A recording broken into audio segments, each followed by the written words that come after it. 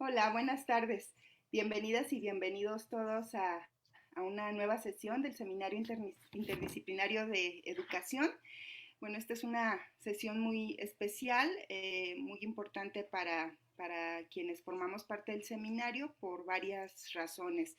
La primera es porque tenemos la oportunidad de abordar la problemática que reviste el proceso educativo, el proceso formativo de una de las minorías educativas pues, más importantes del país. Hace apenas unas semanas que escuchaba también un conversatorio sobre la discriminación y se hablaba de la población que padece algún tipo de discapacidad. Y bueno, afortunadamente nosotros teníamos ya programada esta sesión desde hace algunos meses.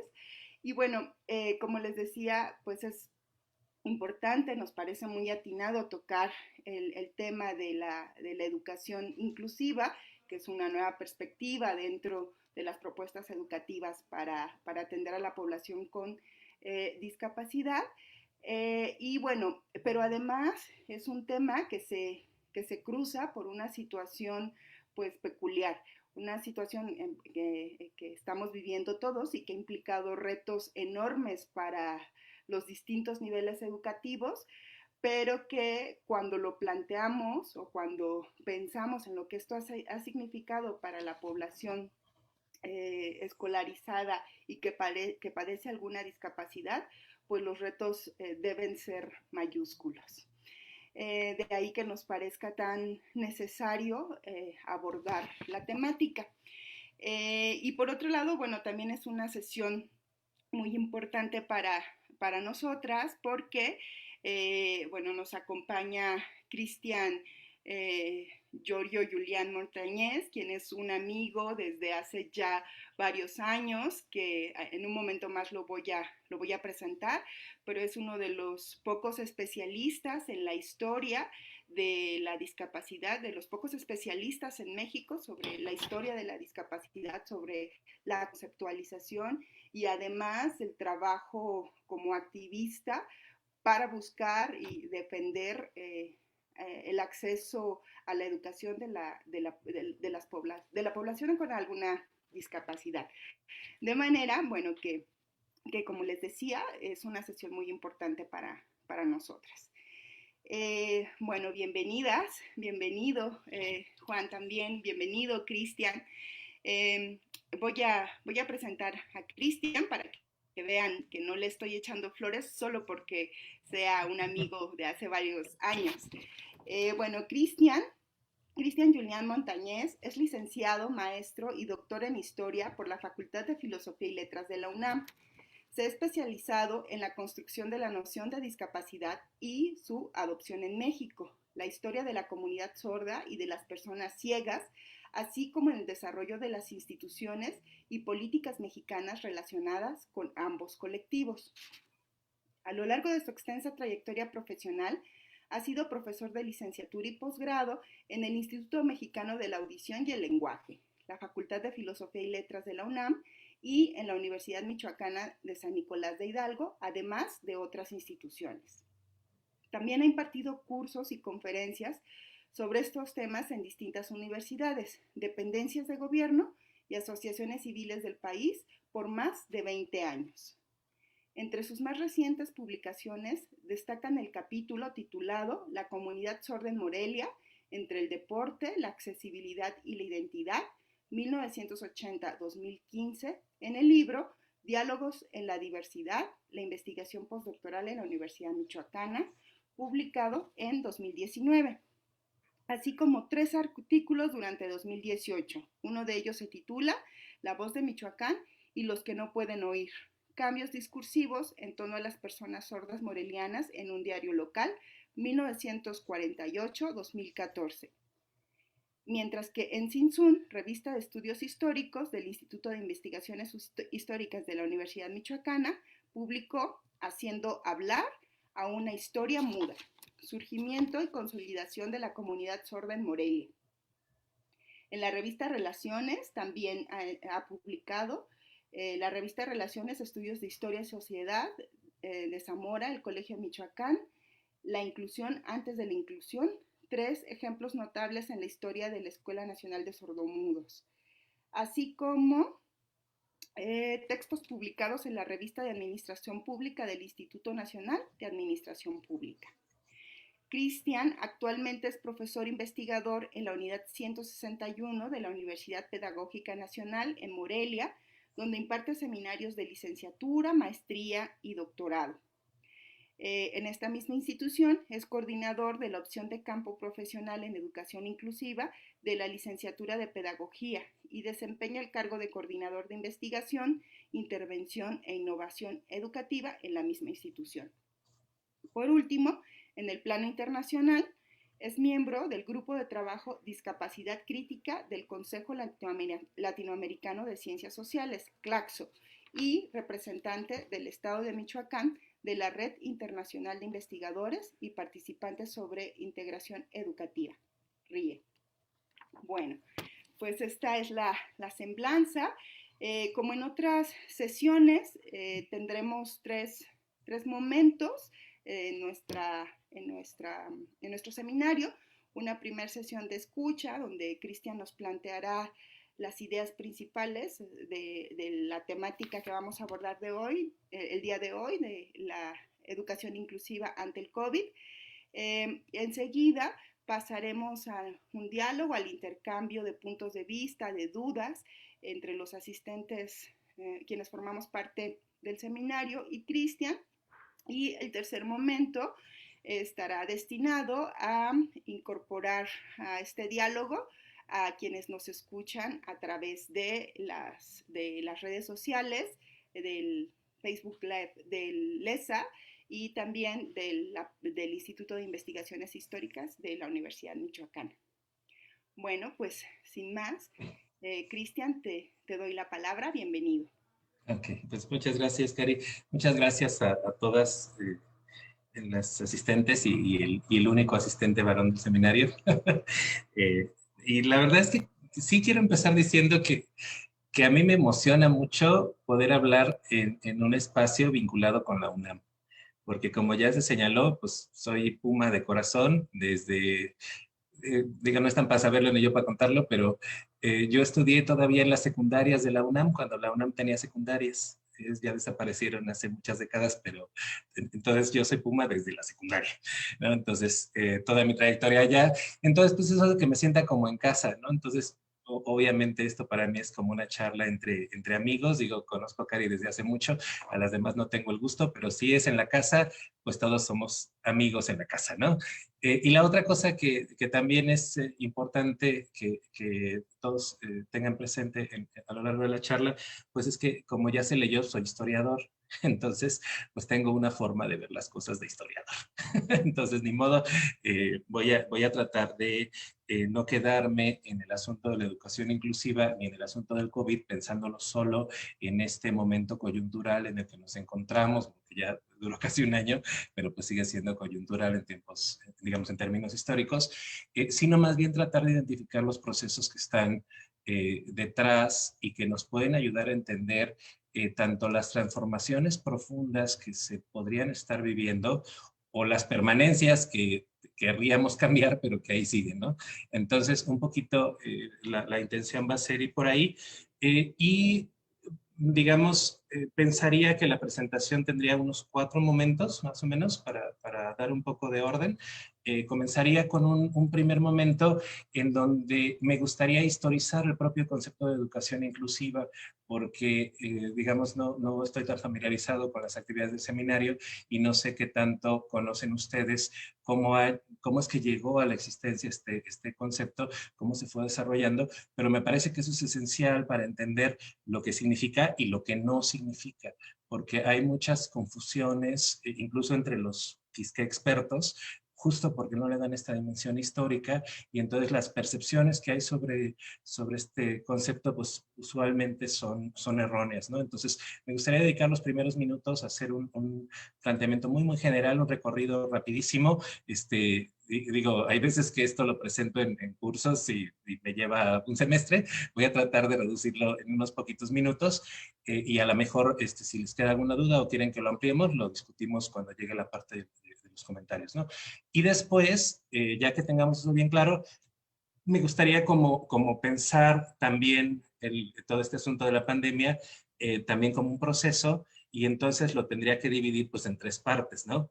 Antes de la pandemia, durante la pandemia y digamos lo que en las condiciones actuales podríamos estar pensando para cuando esto termine, porque sí, yo sí creo que algún día va a terminar, espero que pronto, pero ya estamos medio fastidiados con ello, pero bueno.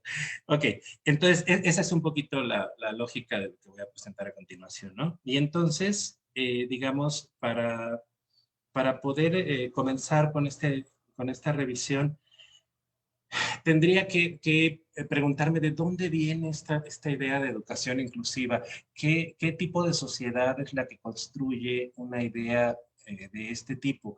Y entonces, claro, tendría que pensar en términos de la historia de la educación, en términos generales, y pensar en este momento que gracias a las ideas ilustradas, pues empieza a pensar como muy deseable que la mayor cantidad de la población, todos aquellos que se podrían considerar iguales, aunque ya sabemos que aunque todos somos iguales, unos son más iguales que otros, pero digamos, por lo menos en términos teóricos, pues que el acceso a la educación tendría que ser este igualador de la población, y entonces empiezan a desarrollar estos sistemas educativos de masas que tienen las naciones justo para que todo el mundo sea educado, ¿no? Y digamos, estas ideas están muy bonitas y están planteadas pues ya desde el siglo XVIII, y en el siglo XIX, pues en la mayoría de los países se empiezan a implementar, algunos antes, algunos después.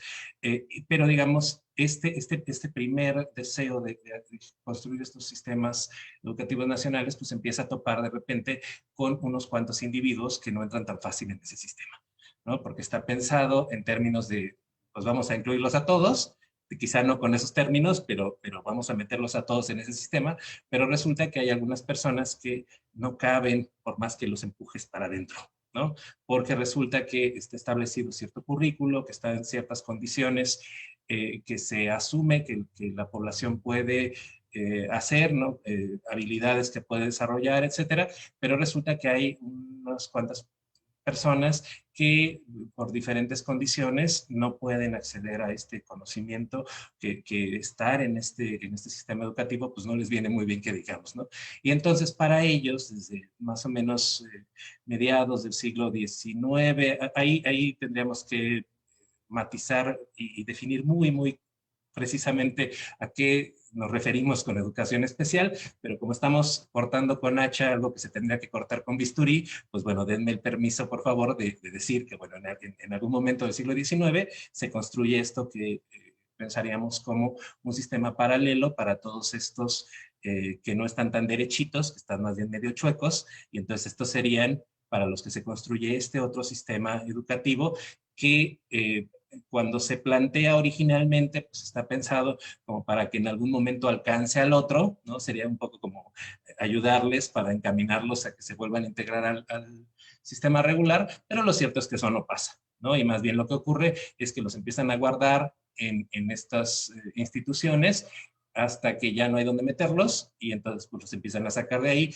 pero obviamente sin que hayan tenido como el éxito que se estaba planteando para ellos. Pero como lo que hay en el escenario ideológico del mundo, pues es la eugenesia, pues como que no hay demasiado problema con ello, ¿no? Entonces, en ese primer momento, esa sería como la primera opción que va a durar algunas décadas, pero resulta que las condiciones empiezan a cambiar, particularmente después de la Segunda Guerra Mundial, en donde se empiezan a pensar no nada más a los individuos, sino a los diferentes colectivos, y no estoy pensando solo en estos que hoy llamamos personas con discapacidad, sino a todos los otros colectivos también, digamos, minoritarios o que han sido vulnerabilizados durante ciertos procesos históricos, y entonces se empieza a pensar en ellos y en que, pues sobre todo después de la Declaración Universal de los Derechos Humanos, pues que se supone que todos tenemos derecho a la educación y esos también, ¿no?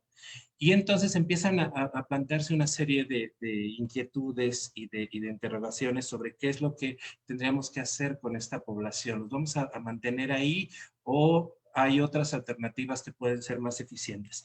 Y entonces es interesante porque estos cuestionamientos se dan en varios niveles y en varios lugares, ¿no? Y entonces está primero el cuestionamiento de la eficiencia. O sea, ¿verdaderamente estamos haciendo lo que tenemos que hacer con estas personas para que reciban de verdad la educación óptima?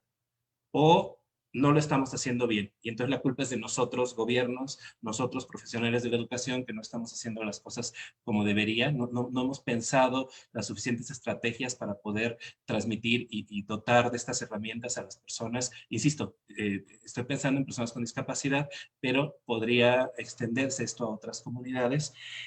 También está el asunto del dinero, o sea, conforme más especializada se va haciendo la educación especial, valga la redundancia, se va requiriendo una inversión más fuerte. Explico esto desde el ejemplo que mejor conozco, que es el de la comunidad sorda.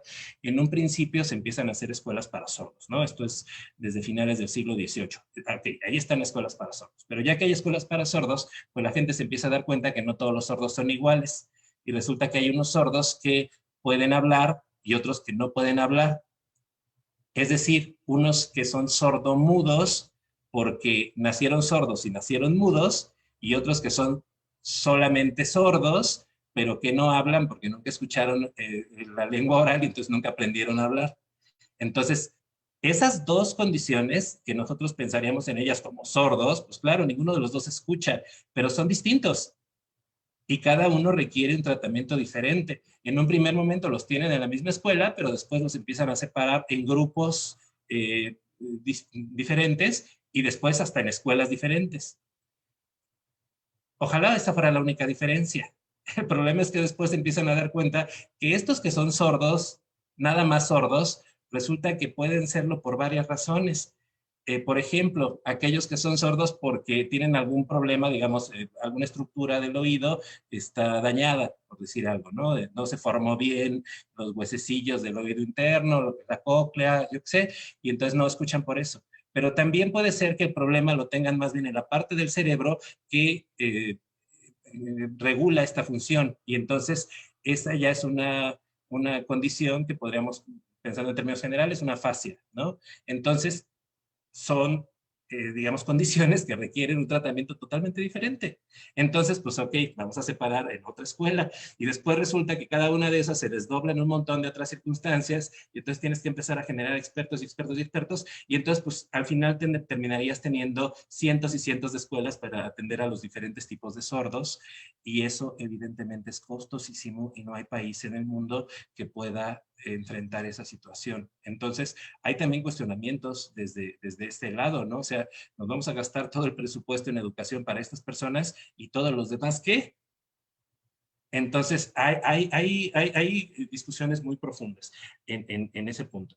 Bueno, la verdad es que hay muchas más, pero quiero llegar a las alternativas que se empiezan a plantear en el momento, porque justo después de la Segunda Guerra Mundial, un grupo de expertos que trabajan en los países escandinavos empiezan a darse cuenta que las circunstancias que viven, en particular las personas con discapacidad intelectual, bueno, los que hoy llamaríamos personas con discapacidad intelectual, las condiciones que ellos enfrentan se parecen en buena medida a las que enfrentan, por ejemplo, estas personas que han sido desplazadas de su lugar de origen y entonces viven en condiciones, pues, digamos, de hacinamiento y están ahí guardaditos en algún sitio, en otro país, y digamos que no se permite que tengan contacto con otras personas. Y entonces, particularmente, algunos de esos expertos que tienen contacto con estos grupos movilizados, empiezan a darse cuenta que para que esas personas tengan, digamos, una mejora en la calidad de vida, lo que necesitan es que sus vidas se desarrollen, el término que van a usar ellos es lo más normalmente posible. Es decir, que no estén ahí guardados sin hacer nada y entonces que quede muy claro que su situación es extraordinaria, sino que puedan empezar a desarrollar su vida como lo harían si no estuvieran en esa condición. Y entonces ese mismo principio que, insisto, surge de todos estos campos de refugiados, se va a empezar a aplicar para los niños con discapacidad intelectual en algunas escuelas de Suecia y de Dinamarca.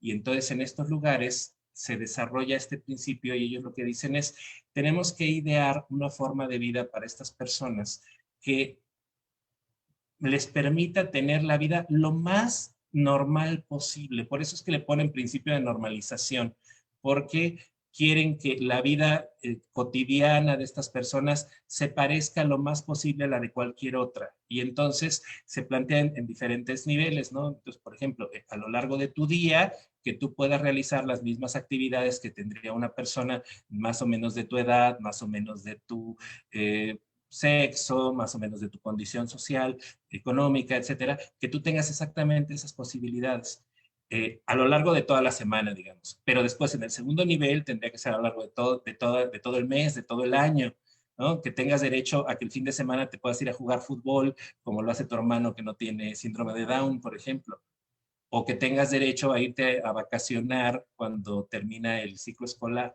Entonces, ese tipo de, o, por ejemplo, ya pensando en términos de la vida completa, pues que tengas la posibilidad de casarte, de tener un trabajo, ese tipo de cosas, ¿no? Entonces, está aquí todavía en el plano teórico y se empieza como a tratar de implementar en algunas escuelas y entonces lo que dicen es la clave para hacer que se normalice la vida, pues es no tenerlos aislados. Porque lo que pasa si los tienes en escuelas separadas es que, además de que no van a aprender, lo más importante que no van a aprender es a relacionarse con los que no están en su condición. Y entonces en el momento que salgan de la escuela, pues no van a tener nunca la posibilidad de interactuar, ¿no? Pero también el beneficio es para los demás. Porque si yo en mi vida nunca he conocido a un niño sordo o a un niño ciego o a un niño con síndrome de Down, pues cuando me encuentre el primero voy a salir huyendo porque no tengo ni idea de cómo tratarlo. Pero si creciste en la escuela con niños de todas estas características, entonces cuando seas adulto vas a estar en una mejor posición para también tú saber cómo tratarlo, ¿no? Entonces es como beneficio para ambos. En el fondo yo sigo creyendo que lo que está pesando más es el asunto económico, o sea, sí está padre que todos se lleven bien y lo que sea, sí, pero además nos ahorramos un montón de dinero. Entonces empieza como a funcionar esta nueva política, insisto, empieza en estos países y luego se empieza a extender en otras partes del mundo.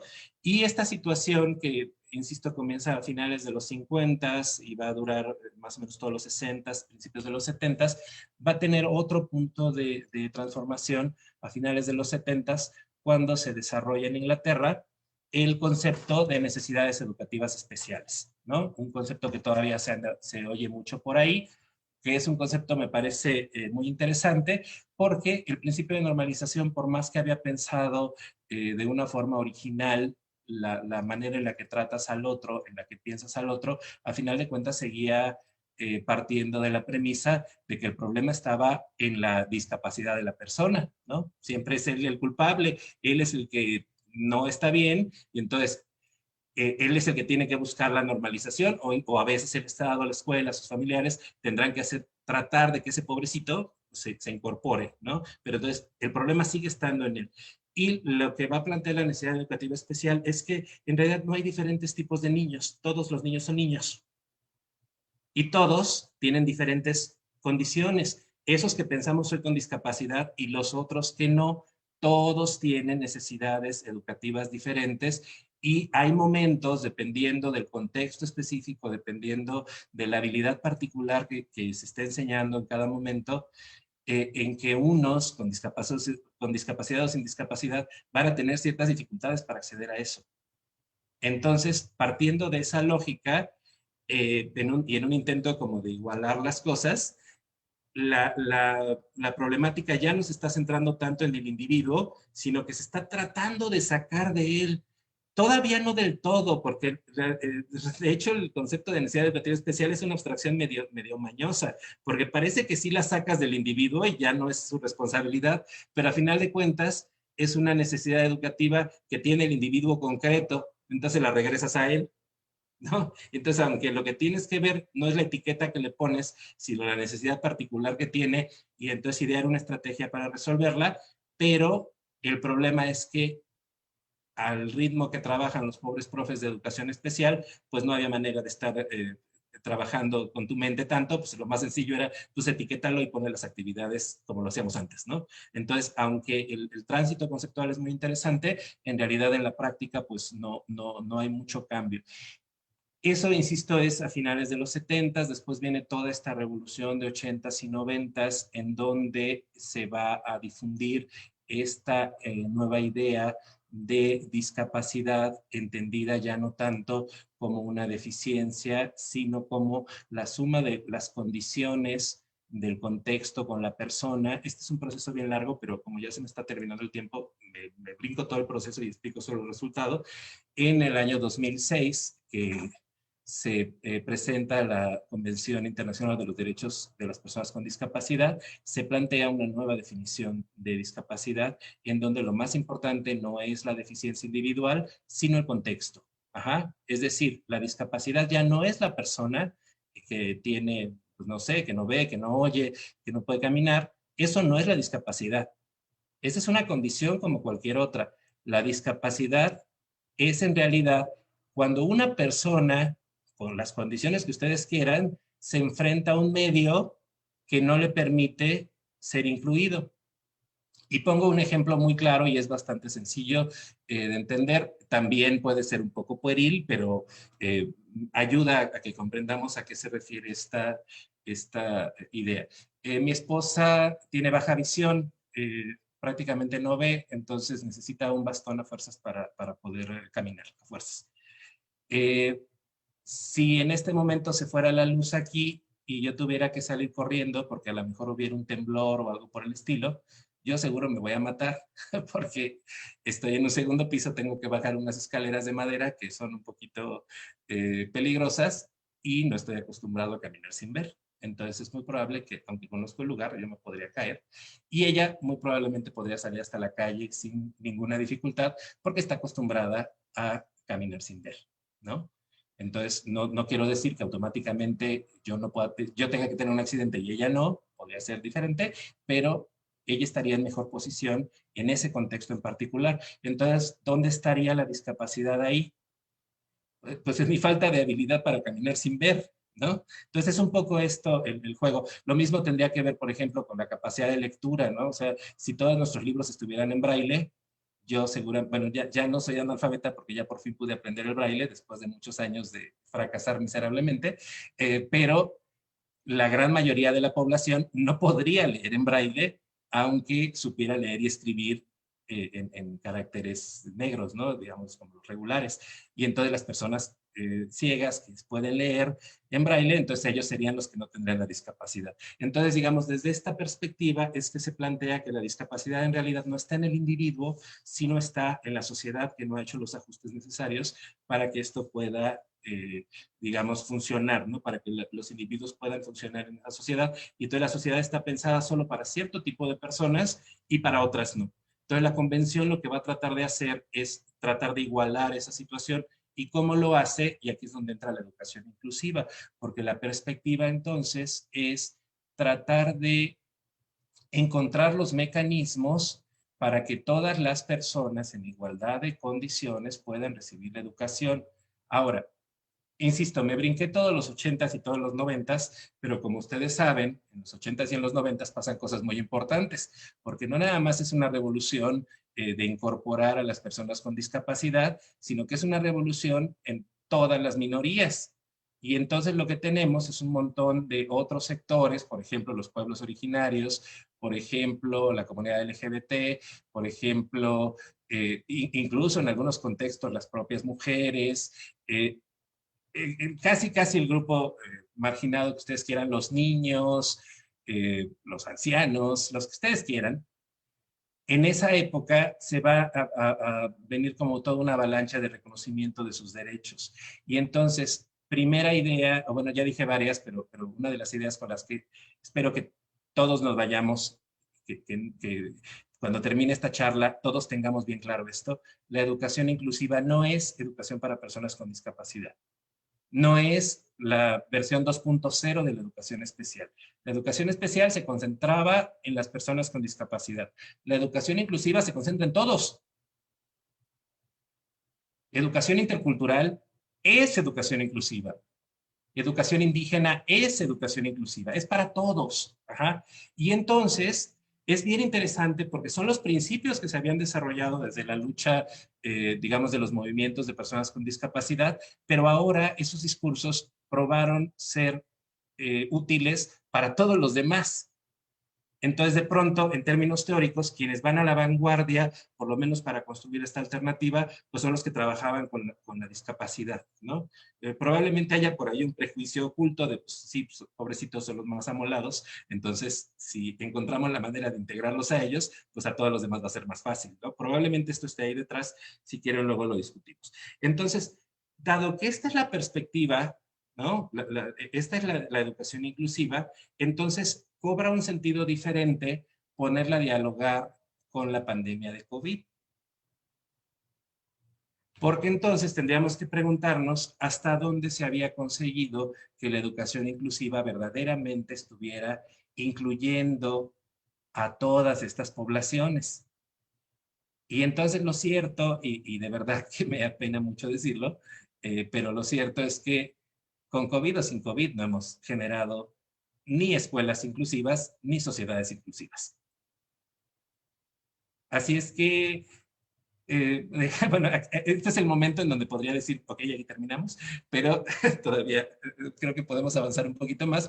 Pero lo cierto es que el COVID termina siendo un accidente en realidad menor si lo comparamos con todo este proceso que acabo de explicar y en donde en realidad se ha avanzado mucho en términos de la discusión, pero y no solo de la discusión, o sea, tenemos cantidad de documentos, de acuerdos internacionales, de leyes en los diferentes países. En México, desde luego, desde mayo del 19, se supone que nuestra educación nacional está en la Constitución, tendría que ser inclusiva. Eso dice la Constitución.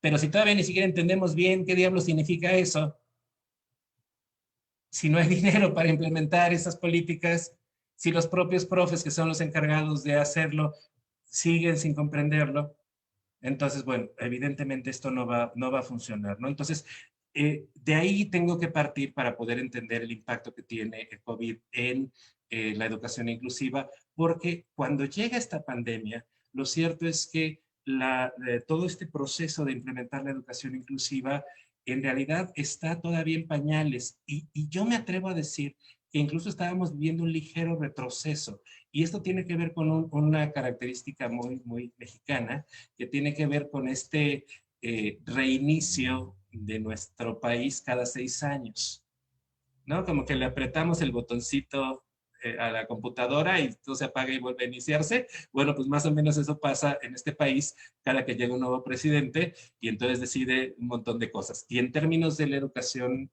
inclusiva, tristemente ocurrió así. Miren, yo para nada, para nada, para nada, y quiero decirlo una vez más, para nada, para que quede bien claro, soy defensor de las políticas del señor Peña Nieto, pero en términos de educación inclusiva quizá fue lo único que hizo bien. Los planteamientos en educación inclusiva de este señor, que evidentemente no los hizo él, eligió a alguien que sabía y que entendía, quizá por pura suerte o lo que ustedes quieran, pero la propuesta de educación inclusiva del gobierno de Peña Nieto era bastante buena. ¿Qué tan buena? Bien, les cuento algo. El documento, digamos, final, en donde se explicaba cómo se iban a implementar las cosas, es un documento que hicieron unos amigos míos, incluidos un par de alumnos míos. Entonces, cuando terminaron el documento, me dijeron, oye, Cristian, ¿nos echas la manita y le echas una revisadita a ver si no se nos fueron las patas en algo? No es la primera vez que me van a dictaminar proyectos así. Y lo cierto es que ellos me entregan 3 hojas y yo les entrego 20 de comentarios de todo lo que se equivocaron, porque usualmente eso es lo que ocurre en estos temas. ¿Cuántos errores le encontré a este documento de más de 80 páginas? 4. Solo 4. Así de bien hecho estaba.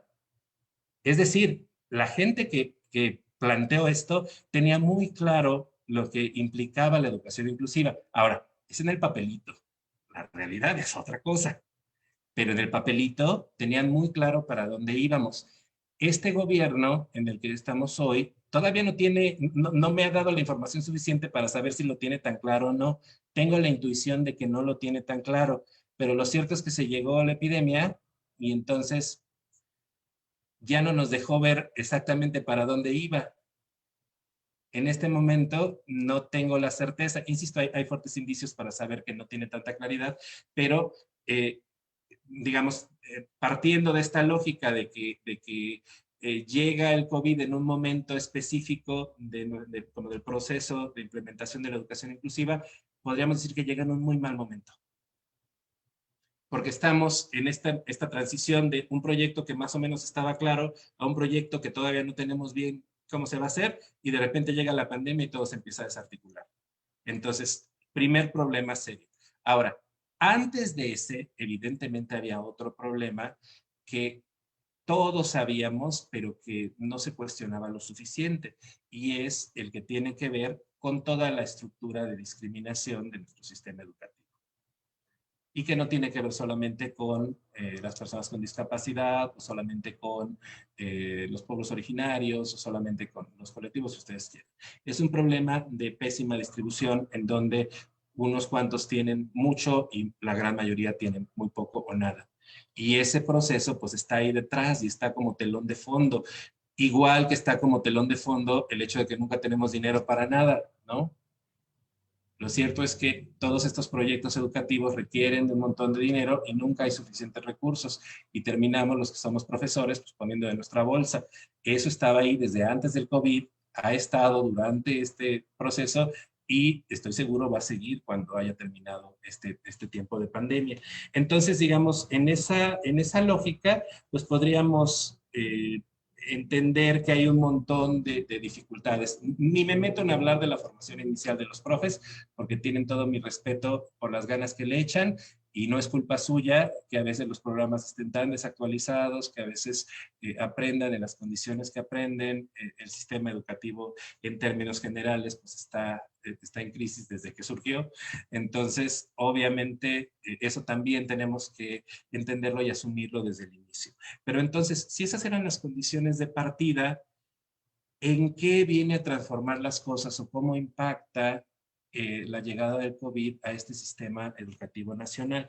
Bueno, yo diría que hay como una serie de dificultades que están claramente vinculadas a la respuesta que da el gobierno, ¿no? Esta estrategia nacional que obviamente fue efectiva para ciertos sectores, o más efectiva para ciertos sectores.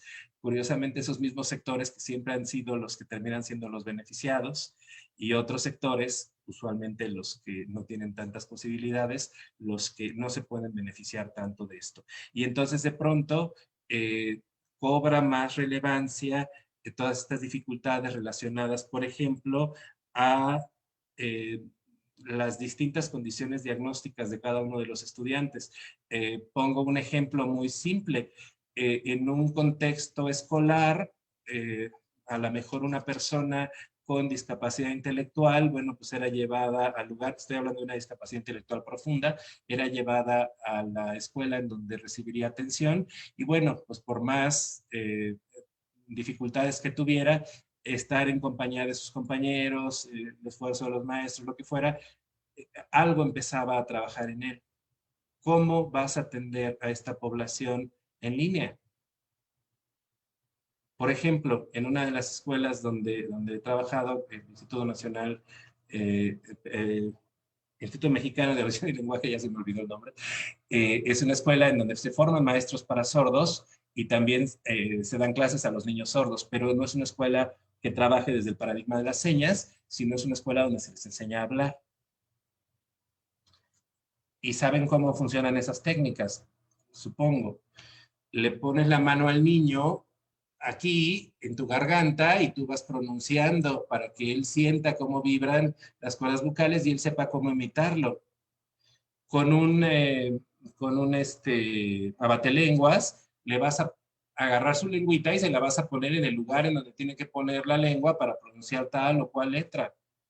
Y es un proceso muy tardado, de muchos años, de verdad muy abnegado, muy complejo. Se requiere una gran habilidad técnica para poder hacer esto con un niño, pero requiere la presencia del niño y del maestro. No lo puedes hacer en internet, no puedes decirle al papá, a ver, agarre la lengua del niño y póngasela aquí, ¿no?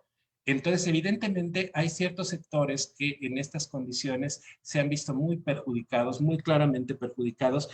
Obviamente están también todos aquellos que tienen estas dificultades de vinculación entre padres y maestros, y con dificultades de vinculación me refiero, por ejemplo, a aquellos que no tienen suficiente dinero para tener la tecnología, para poder tener una clase en línea, ¿no? Si no tengo ni para comer, pues mucho menos tengo para tener una computadora con internet. Eh, o si en mi pueblo no hay luz, pues puede que tenga la computadora más bonita, pero cómo llego a esta, digamos, a acceder a estas clases. Y observen que aquí no estoy hablando de discapacidad, aquí estoy hablando de cualquier otro colectivo, cualquier otro individuo. También podríamos hablar de aquellos que no tienen acceso a la tecnología porque sencillamente no están familiarizados con ella. Entonces, de pronto, y la lista podría ser larguísima, ¿no? Pero bueno, ya está un poco acabando el tiempo y quisiera proyectarlo hacia el futuro. Me parece que hablar de estos casos como más cotidianos, más de lo que está pasando hoy, estamos un poco más familiarizados con ellos. Ahora, yo también quisiera decir una cosa, y es que no es que necesariamente todos se hayan perjudicado por estas condiciones. Hay algunos poquitos sectores que les ha venido bien la pandemia. Les pongo un ejemplo muy claro. En la mayoría de las escuelas de este país, los niños sordos que querían aprender con señas no tenían un maestro que supiera señas. Así es que aprendían pues como podían. Ahora, con todas las clases en línea, con un recuadro ahí, enseñas, les está permitiendo tener acceso a un montón de niños sordos que antes no tenían acceso a ese conocimiento. Miren, yo sé las críticas que se han hecho a esas interpretaciones. Algunas están bastante malitas, sí, lo sé. A pesar de eso, esas interpretaciones son mejores de que las que tenían antes. De tal forma que por lo menos este pequeño sector de la sociedad se ha visto beneficiado por las condiciones en las que nos encontramos. Ahora, hay que aclarar una cosa y creo que esto es muy importante. No es por el gran corazón o por la gran perspicacia de nuestro gobierno que eso ocurrió. El que haya interpretación en todos los programas es producto de la lucha de la comunidad sorda de México, que demandó al gobierno mexicano para que esto ocurriera. Y entonces el que Gatell tenga su intérprete en cada una de sus conferencias es producto de la lucha de la propia comunidad. Y esto nos lleva a otro de los problemas de la educación inclusiva, que tiene que ver con que al momento de que abres la educación inclusiva para todos y en donde es una responsabilidad de todos y todos tenemos que participar, el gobierno como que puede hacerse un poquito menso, ¿no? Como que se puede lavar las manos y decir, bueno, pues entonces hazte cargo tú, y de esta forma una responsabilidad del gobierno pues empieza a diluir. Entonces me parece que esta pandemia también ha permitido como sacar a la luz estas condiciones. Yo diría, para ir cerrando esta parte de lo que pasa particularmente durante la pandemia, como la enseñanza más importante que a mí me deja es que nos enseñó que la diversidad no era tanto el problema era el de la mala distribución, el de todas estas violencias estructurales que están ahí, todas estas desigualdades que están ahí. Ese es el verdadero problema, no la pandemia, no la diversidad. Ahora, el panorama que estoy poniendo pues, puede sonar bien sombrío, y más si le agregamos el hecho de que quién sabe en qué condiciones económicas terminará nuestro pobre país cuando esto acabe. Entonces, para no irnos a llorar a nuestras casas, mejor me gustaría pensar en términos de lo positivo que hemos sacado, y trataría de llevar hacia un futuro positivo, todas estas reflexiones. Y entonces, lo primero que yo diría es que esta pandemia nos ha permitido observar algunas cosas que de otra forma habría sido evidente solamente para unos pocos. Y tiene que ver justo con estas desigualdades, porque hoy no necesariamente las personas con discapacidad o los pertenecientes a pueblos originarios son los que sufrieron. En algún momento nos tocó sufrir a todos. En algún momento sentimos todos en carne propia no tener internet. A mí me pasó de una manera muy penosa, y Cari se ríe porque seguro se acuerda de lo que me pasó, después de estar haciendo por meses preparativos para una conferencia en donde iban a venir 4 amigos expertos en este tema de otras partes del mundo, y de pronto se me cayó el internet y no me pude conectar en la sesión de 2 horas. después de meses de trabajo para poder estar ahí. Entonces, no hubo un problema de discapacidad, no hubo un problema ni siquiera de falta de dinero o de lo que ustedes quieran, ¿no? Por pésimo que sea manejando la computadora, pues por lo menos podía aprender el Zoom. Pero lo que pasó aquí es que vino una situación inesperada y entonces yo fui el que ahora se quedó sin poder tener acceso a ello. Entonces, todos hemos sentido esta limitación de un modo u otro y me parece que eso también nos hace un poco más conscientes, un poco más sensibles. Entonces, también creo que el darnos cuenta de todo esto nos da la oportunidad de pensar, sobre todo ahora que se habla mucho de la nueva normalidad y de pensar en términos de regresar a la vieja normalidad, que en algún momento regresaremos. Y yo sí me pregunto, ¿y si de verdad queremos regresar a esa normalidad? Porque era horrible. Era horrible. Hay un montón de cosas que ahorita podemos estar reflexionando para poder transformar. Entonces, ojalá este tipo de reflexiones pues ayuden a entender algunas de estas cosas. Y pongo un último ejemplo de cómo podríamos como avanzar en este sentido y cómo podríamos, desde estrategias pensadas en la educación inclusiva, cómo podríamos todos nosotros beneficiarnos de esta pandemia. Miren, una de las maneras en las que se busca la educación, digamos que la educación llegue a la mayor cantidad de la gente, es que la forma en la que explicas las cosas sea lo más sencilla posible. No estoy hablando de banalizarla y entonces de utilizar un concepto por otro. No, no, no. Estoy hablando de que hay muchas cosas que se podrían explicar de manera sencilla y que nosotros los académicos, por nuestra arrogancia, la hacemos más complejo de lo que debería. Si todos nos estamos esforzando para facilitar a nuestros alumnos a través de estas clases virtuales en donde por las mismas circunstancias de que no estábamos acostumbrados, tratamos de hacerlo lo más accesible a nuestros alumnos. Si todos pensáramos en eso y todos avanzáramos, digamos, cuando termine esta pandemia y tratáramos de hacer comprensibles nuestras explicaciones a nuestros alumnos, ese sería un paso enorme. Y es algo que vendría de la educación inclusiva y que la motivación para poder hacerlo podría venir justo de estas condiciones de pandemia en donde todos hemos visto las ventajas de hacer algo así. Entonces, digamos, las condiciones de vida que enfrenta cada persona están determinadas pues, por las condiciones sociales en las que esta persona se desarrolla. Me parece que eso quedó clarísimo en términos de esta epidemia, bueno, de esta pandemia. Y entonces, si las cosas son así, entonces a lo mejor no están tan errados los que ven a la discapacidad como un asunto de más bien las barreras en el aprendizaje y en la participación, más que, en una más que, digamos, la responsabilidad de la condición misma de la persona, ¿no? Entonces, si pensamos en ese sentido, me parece que esta pandemia puede darnos algunos beneficios hacia el futuro, ¿no? Bueno, pues yo lo dejaría ahí porque ya son los 40 minutos, ya creo que ya me pasé un poquito, pero si quieren para poder seguir platicando, aquí tengo un montón de otras ideas, entonces, y seguro ustedes tienen comentarios o preguntas. Gracias, Cristian. Pues fueron 40 minutos que la verdad a mí se me fueron muy rápido. Esto tiene que ver con los puntos en común que tenemos juntos, ¿no? En nuestros temas de investigación. Bueno, vamos a pasar a este segundo momento del seminario en el cual bueno, quienes nos conectamos directamente a este seminario planteamos nuestros puntos de vista. Eh, bueno, yo mientras les agradecería si levantan su mano virtual o me hacen señitas, porfa, para saber quién quiere participar.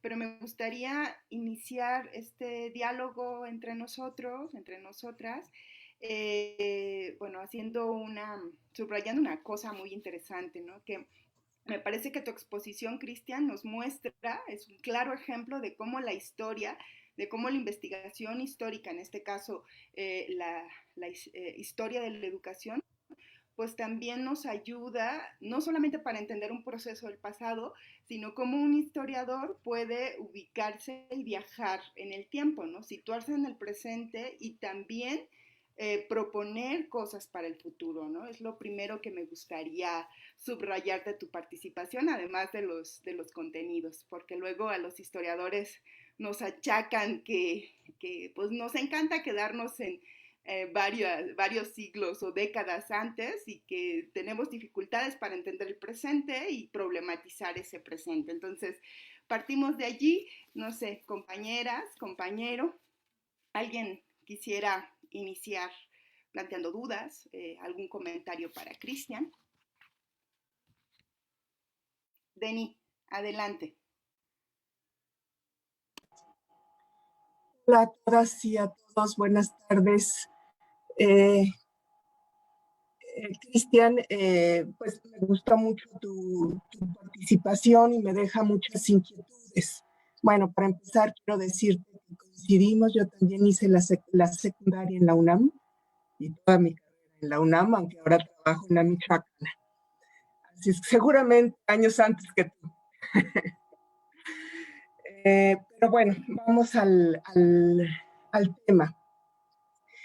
Yo trabajo con profesores que se interesan en la enseñanza de la historia y en muchas ocasiones me encuentro con experiencias que ellos tienen porque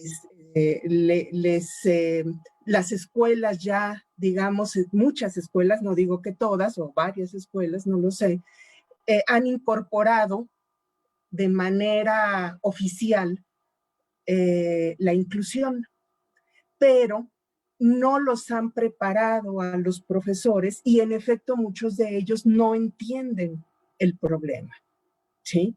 Y entran a la dinámica sintiéndose responsables de algo que no pueden enfrentar y a veces lo ven como un problema, ¿sí? Y problema que a veces hasta extienden al padre o madre de familia porque quiere algo muy particular con su hijo, que lo traten de una manera particular. Y en otras ocasiones, porque sienten como una responsabilidad, como si fuera un cargo de conciencia. Si no ayudo a este chico, soy alguien que discrimina, ¿sí? Entonces, me he encontrado, digamos, con diversas posturas y tengo hasta los ejemplos claros de algunos de estos estudiantes que han estudiado la maestría en enseñanza de la historia, ¿no? Y veo que realmente es una dificultad por digamos, más allá de las buenas intenciones de muchos de estos profesores, porque es el sistema mismo el que es discriminatorio, el que no genera quizás discusiones con los profesores y con los padres de familia respecto de estas situaciones, ¿sí? Entonces, para mí ha sido muy interesante, he aprendido mucho con estas experiencias que han relatado estos estudiantes. He aprendido cada vez más sobre la educación inclusiva y me doy cuenta de esto que tú dices, ¿no? De que el problema está en la desigualdad, en las desigualdades sociales que generan barreras para poder incorporar a estos chicos o chicas, pues, con lo que ha determinado como una discapacidad. De manera que entran a la escuela y el resto del grupo realmente siente que es diferente, ¿sí? Y que genera un problema en el salón y se lo genera al profesor, ¿sí? Entonces, ¿cómo tratar estas situaciones? Es, digamos, lo que tú planteas, si es un problema de la desigualdad, pues realmente podemos hacer poco dentro del ámbito escolar o exclusivamente escolar, porque hay que atender otras problemáticas que precisamente permitirían que nos comunicáramos de diversa manera entre las personas, seamos de las características que sean, con cada quien con nuestras propias deficiencias, ¿no? Pero esto no se está dando, ¿sí? Y el problema nos rebasa en general, ¿sí? Entonces, ¿por dónde? ¿Cómo podemos tejer estas redes de comunicación con los profesores para que, digo, me refiero, yo también soy profesora, pero me refiero a los profesores que están directamente ligados a la educación básica, aunque hay que reconocerlo, también en la universidad y en los posgrados nos enfrentamos muchas veces a este tipo de problemas, ¿no? Y desde luego no lo entendemos los profesores. Tú mencionaste una palabra fuerte, pero me doy cuenta que muchos sectores universitarios en efecto actúan arrogantemente y están formando generaciones de gente arrogante que no va a entender el problema de un individuo que quiere entrar a un posgrado, que ha ido superando miles de obstáculos y entra a un posgrado y encuentra cada vez una barrera más fuerte para poder sobrellevar su situación, ¿no? Entonces, es una problemática difícil, pero que siento que esta dificultad a veces nos rebasa como individuos profesores, incluidos los de educación básica, y ahí recuerdo perfectamente varios ejemplos, un profesor con un chico de Asperger, y se volvía loco con el chico de Asperger, ¿no? En primaria, ¿sí? Y en otro caso, una maestra golpeada por otro chico con problemas, no recuerdo qué tipo de problema emocional tenía y terminaba siendo violenta, ¿no? Y otra profesora con un chico que llega y habla zapoteco y en Baja California Sur, y no sabía qué hacer porque la mayoría de los niños no eran de comunidad oaxaqueña, pero era de una comunidad migrante de jornaleros. Evidentemente el problema de la desigualdad estaba ahí, y ella se sentía tan responsable de ese niño, ¿no? Que empezó a trabajar directamente con él, pero eso no solucionaba el problema de la inclusión, sino marcaba claramente, a le dedico otras horas de manera individual y al resto del grupo, para que no se metan en conflicto, actuó como la profesora normal, ¿no? Un poco entre comillas, ¿no? Entonces, enfrentamos un problema realmente complejo, social, amplio, no educativo únicamente, me da la impresión a mí. Gracias. ¿Comento yo o opinan varios y ya luego yo contesto? ¿Cómo se acostumbra? Si les parece bien, reunimos 3 participaciones y luego te regresamos la palabra, Cristian. ¿Sí? Adelante. ¿Alguien más quisiera intervenir? ¿No? Bueno, Mónica. Adelante, Mónica. Bueno, pues me sumo a las felicitaciones, Cristian. De verdad que me dio muchísimo gusto.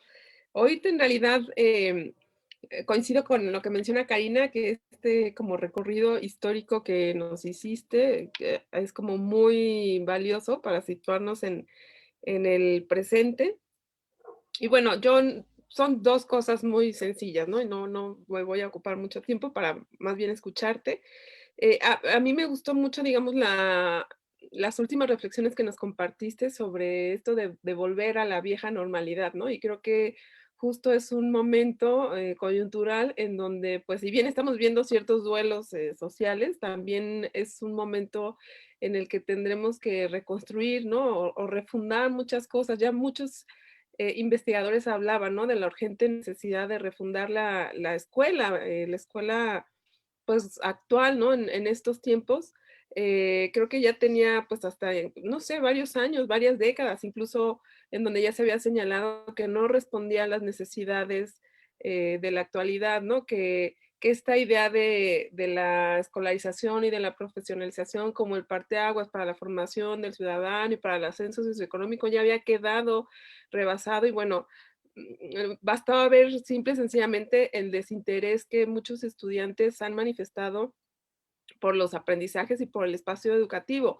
Basta ver con cómo la escuela se ha convertido en un semillero y en un reproductor también de las violencias estructurales, ¿no? Es decir, yo coincido en esto, ¿no? Me parece que además la escuela pues forma parte de este contexto, ¿no? No se puede desligar, ¿no? Y muchas veces se le ha puesto el peso no sé, como de transformadora o como si fuera el eje del cambio social, ¿no? Cuando en realidad, pues, la escuela es un espacio que se inserta en las problemáticas, pero que también, pues, tiene de alguna forma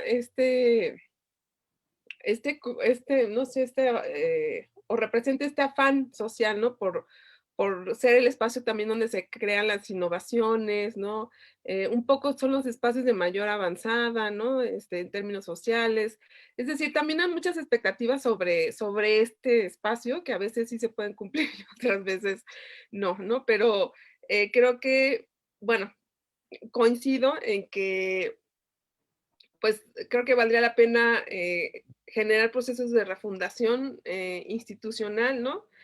Y yo quisiera saber si tú conoces, porque creo que en este proceso de refundación los otros, ¿no? Los grupos minoritarios tienen mucho que decirnos, ¿no? En las universidades incluso esta idea de los conocimientos y las prácticas hegemónicas están siendo muy cuestionadas, pero también ha sido proceso de momentos de lucha, ¿no? De estos grupos. Yo quisiera saber si tú conoces o si sabes de algún grupo o de alguna organización de personas, ¿no? Que tengan, pues, necesidades especiales. ¿Sí está bien dicho así? Y si hay como alguna forma de saber también qué es lo que ellos esperan, ¿no? O sea, ¿cuál es el sentido para ellos de ir a la escuela? ¿No? ¿Qué tipo de vida se imaginan? ¿No? Si realmente, ¿qué tipo de conocimientos quisieran aprender para la vida que quieren ellos tener? ¿No? Porque además en la escuela me queda claro que no nada más se generan conocimientos académicos, pues está toda esta dimensión social y subjetiva que es fundamental, ¿no? Y lo estamos viendo ahorita en nuestros alumnos. Yo lo veo cuando esta parte se anula, que es lo que estamos viviendo ahorita en la pandemia, ¿no? Donde los chavos ya no socializan, ya no van con sus compañeros, ya no los ven, ya no interactúan, ya no se abrazan, ya no se tocan, ya no, le pierden el sentido a la escuela, ¿no? Y lo único que quedamos son conocimientos en la pantalla y a los alumnos, pues eso es lo que menos les importa, ¿no? O sea, es una parte mínima de lo que la escuela representa para ellos, ¿no? Tejen interacciones con otros, pues construyen relaciones, ¿no? Y también tienen aprendizajes como intersubjetivos que creo que son importantes, ¿no? A mí me gustaría mucho como poder escuchar o saber, eh, pues, cómo imaginan el mundo y cómo imaginan estas relaciones para, pues, pensar en una nueva escuela que realmente sea inclusiva, ¿no? Claro, pensando de nueva cuenta en que el tema no está solo en ellos, ¿no? Pero creo que también hacen falta como generar puentes de diálogo, ¿no? Que me parece que son importantes. Y por último, no sé si puedas hablarnos un poquito sobre el tema de las neurodiversidades, ¿no? Que cuando uno habla de como educación eh, especial o inclusiva, de repente, claro, uno piensa en personas con discapacidad, ¿no? Auditiva o visual, bla, bla, bla, bla, bla, bla. Pero creo que las escuelas cada vez más están enfrentando un reto mayor, que es justo el reconocimiento de las neurodiversidades y que yo veo que ahí es donde muchas se atoran, ¿no? El tema de la gran población educativa que tiene problemas o que tiene una situación, más bien una condición de TDAH o de cierto nivel de autismo, ¿no? Porque el espectro es muy grande y no hay conocimientos. Son situaciones que a mí me ha tocado vivir muy de cerca, ¿no? Y creo que como que las escuelas medianamente han resuelto la parte de las capacidades diferentes, ¿no? Pero el tema de las neurodiversidades yo creo que hay un gran atorón también muy fuerte, ¿no? Y cada vez es una población que está incrementando mucho en el mundo. Entonces, bueno, pues tu opinión sobre este tema. Y gracias de nuevo. Gracias, Mónica. Bueno, de los asistentes al seminario, ¿alguien más quisiera comentar algo? Sí, yo quisiera, Karina. Sí, Diana y Sí, también Juan después. Juan Manuel. Adelante, Diana. Sí. Ok, gracias. Pues muchas gracias también, Cristian, por esta exposición y por este acompañamiento, ¿no? Sobre los procesos históricos que han tenido el ámbito de la educación inclusiva. Creo que es muy interesante y también nos sitúa para cuestionarnos desde la sede que tenemos, sea el nivel educativo en el que nos encontremos, ¿no? Yo tengo una pregunta que es algo que antes también me he cuestionado y quisiera ver si ahorita nos pudieras compartir también, si por ahí has generado una serie de reflexiones o qué reflexionas ahora. Creo que en este acompañamiento, en este esbozo que nos muestras, hay como varios momentos de lo que se entiende educación inclusiva, que antes sí era educación especial, luego ya pasa esto de la inclusión, y con esta otra comprensión que refieres sobre mirar más el contexto y la relación que ocurre con el contexto para nombrar las barreras para la participación y el aprendizaje. Y entonces comentabas esta parte de cómo la educación inclusiva empezó también como a cubrir todo un discurso político para otras colectividades que no se concretan o no están únicamente con esta cuestión de entender o la discapacidad social o física, ¿no? Como pueblos originarios y demás. Y ahí me entraba un poco a mí como, o generaba una pregunta que tiene que ver justo con cómo también el discurso como tal de la educación inclusiva empieza a ser tomado por algunos organismos internacionales, ¿no? Principalmente pues la UNESCO, ¿no? Que va dirigiendo esto a través de Declaración de Salamanca ya en los 90s, actualmente o más reciente la de Incheon. Y en esa revisión de esta declaración de Incheon, algo que se ve muy evidente es su alineación a los Objetivos del Desarrollo, los ODS, del 2015, ¿no? Para la Agenda 2030, y cómo ahí empieza a desmenuzarse también esta serie como pues de llamados a los estados en una condición de buscar que se adquieran ciertos conocimientos teóricos y prácticos para el desarrollo sostenible, etcétera. Y ahí de pronto me quedo yo como preguntando, porque esto también lo he escuchado mucho de que pues pareciera que es una bandera que cobija a todas las colectividades, pero me pregunto, por ejemplo, si esta agenda del desarrollo sostenible va muy vinculada pues a una vida, a una sociedad capitalista también, ¿qué pasa cuando el discurso de la educación inclusiva pretende abordar también a estas otras colectividades como pueblos originarios que no parten de una vida o una sociedad capitalista, ¿no? Y entonces, o sea, ¿qué contrariedades o también qué tensiones políticas se pueden dejar ver ahí? Y si acaso, porque como bien señalas, aquí en México desde la Secretaría de Educación se han hecho andar algunos programas sobre educación inclusiva y es uno de los ejes prioritarios también. ¿Cómo miras este hacer o esta alineación de la educación nacional cuando este discurso llega también a estas colectividades como pueblos originarios y cuando vemos las tensiones que pueden surgir por esta o contrariedades que pueden surgir que podría ser una nueva imposición también, ¿no? Entonces, bueno, ese sería mi cuestionamiento y bueno, ya te quiero escuchar también. Gracias. Vale, estupendo. Yo creo que con estas tres intervenciones cerramos un primer bloque, escuchamos a Cristian, Juan y me apunto también yo para un segundo bloque de diálogo. Juan, regresando, te doy la palabra. Adelante, Cristian. Ok, bueno, pues muchas gracias a las tres. Y qué preguntas más interesantes.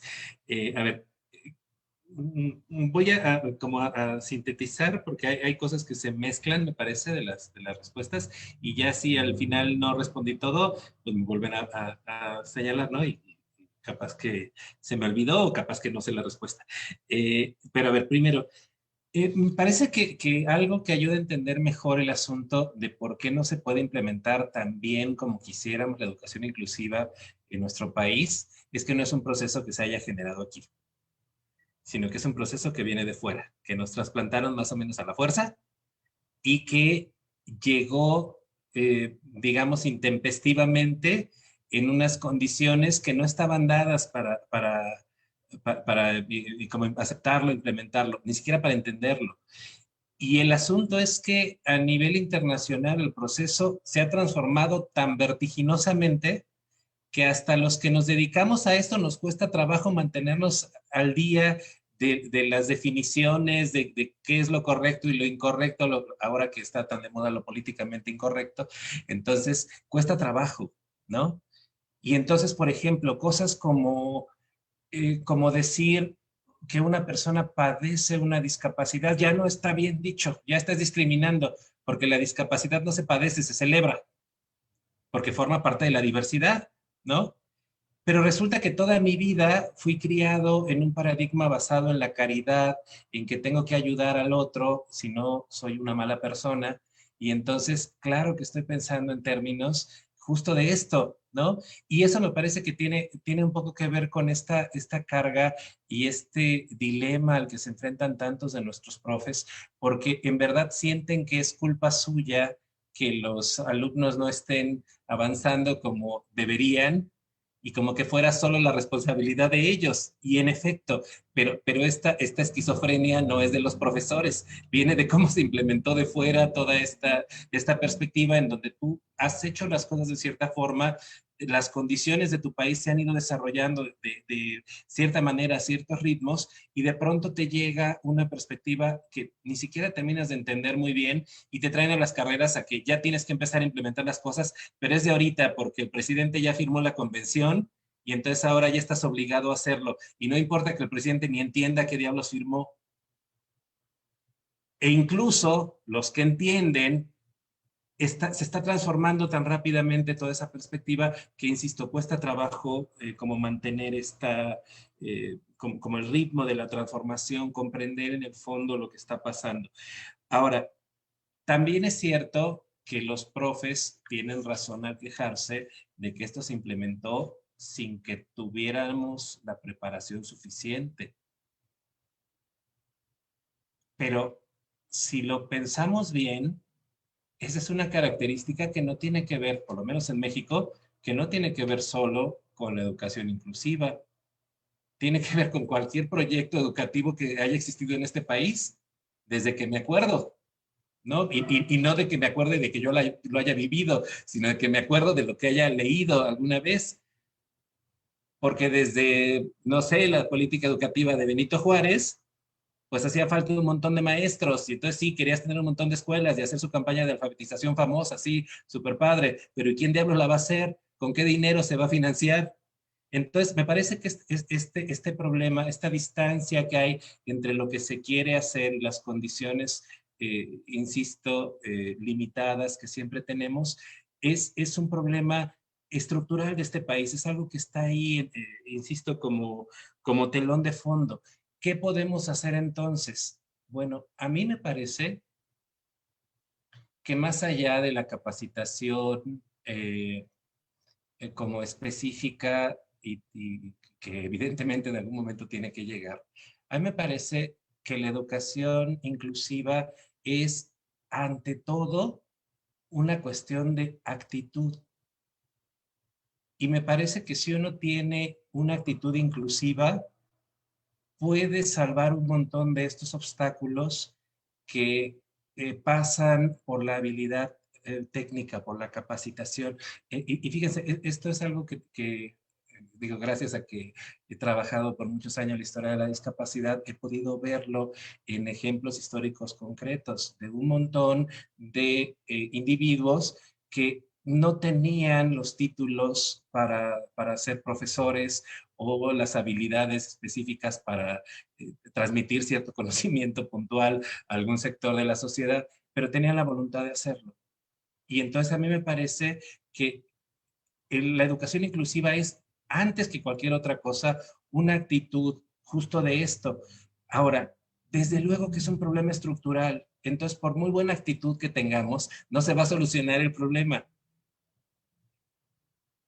Pero entonces, ¿qué hacemos? Nos quedamos cruzados de brazos esperando a que la situación estructural cambie y entonces ahora sí podamos resolver los problemas de los individuos concretos que tenemos alrededor, o empezamos a trabajar. Esta es una discusión que no es nueva, que se ha planteado en todos los escenarios internacionales.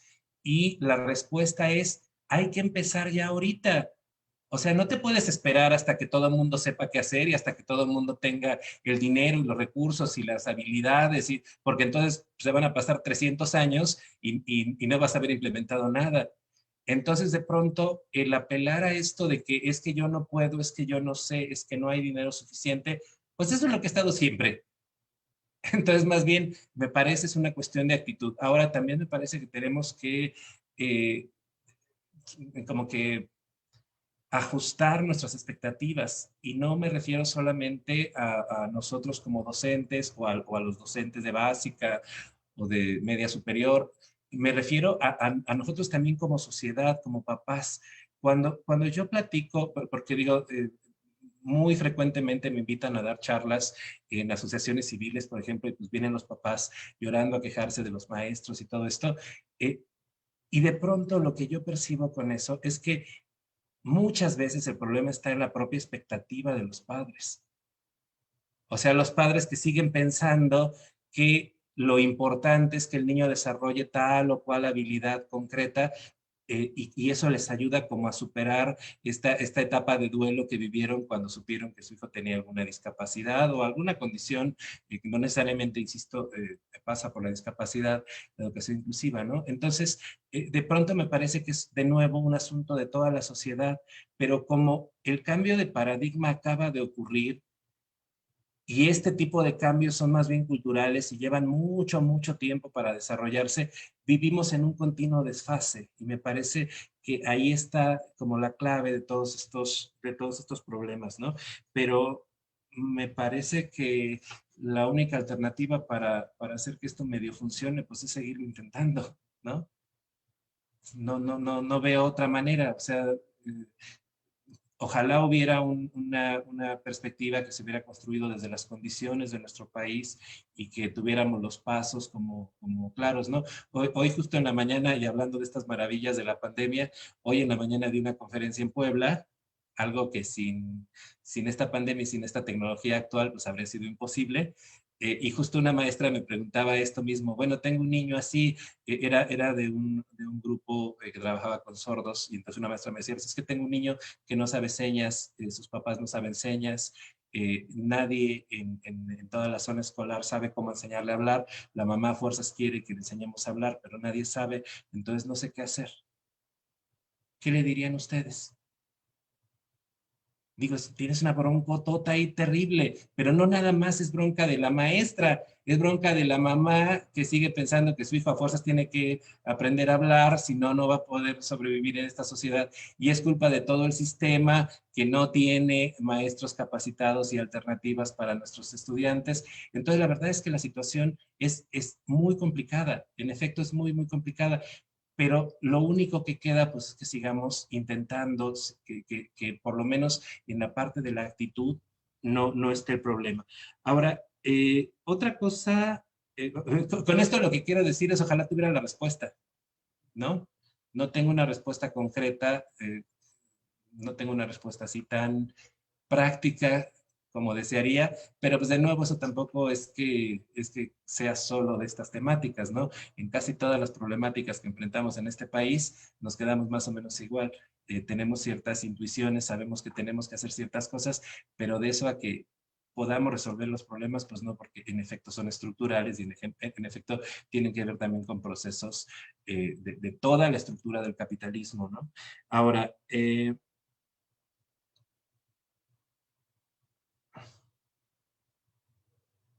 Bueno, sí, sobre lo que decía Mónica, desde luego que refundar es muy importante, pero lo que me parece que tenemos que refundar en primera instancia son las relaciones sociales y cómo pensamos al otro, cómo nos pensamos nosotros y cómo pensamos al otro. Eso es definitivo. Ahora, sobre la pregunta que, ¿qué esperan las personas con discapacidad o cualquier otro grupo que podamos como meter adentro de la educación inclusiva? A mí me parece que hay una estrategia muy vieja que funciona muy bien y que a veces se nos olvida aplicar, pero de verdad está al alcance de la mayoría de nosotros. Entonces, es bien fácil. ¿Cómo saber qué es lo que quiere la persona? Preguntándole. De verdad, no me estoy burlando de ustedes.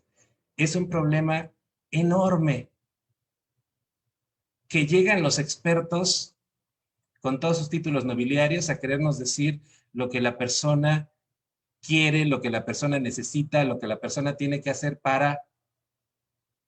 Y se les olvida preguntarles.